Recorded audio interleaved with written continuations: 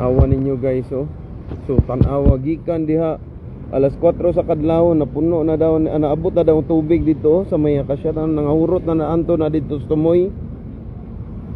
Oh, ta wipe out yung tawon sila, oh.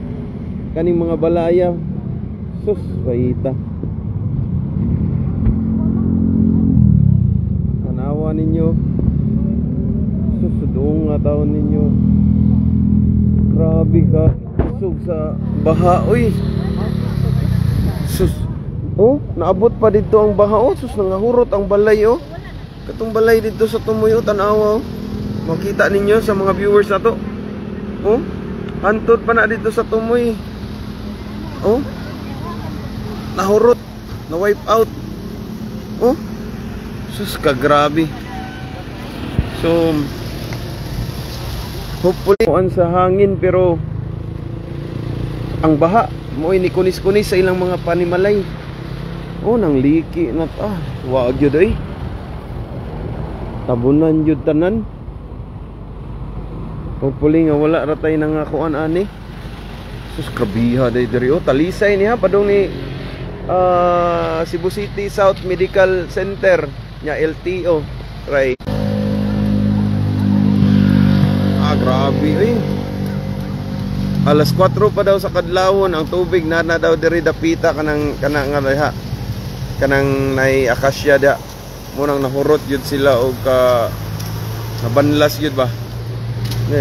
Linog. Linog ang yawan daan nila kay uyog-uyog ang bridge. Naami diri sa bridge. So dara. So hopefully nga wala ratayan sila, wala ray na nga unsa, naka-evacuate ra unta kay nag pang recover pa nilang uban, no. Sus. Imagino na nimo dito hanto na dito. Katumurag katumuhon bridge na dito katong sa tumoy. Boss Mick, okay lang sa amin, pero dito sa may Talisay, boss, sa awa ng Panginoon, okay lang yung tubig. Ayan, oh. Malalim yan yung sapa na yan. Kaso lang malakas talaga yung tubig, umapaw. Nasira yung pyro, ano yan, yung riprap nila dyan, no? Nasira. Yung flood control nila, nasira. Yun.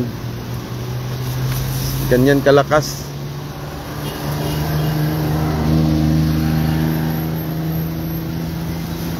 Sus, luuya tawon ay. Slagordi din, hindi? Sus, luuya tawon, no?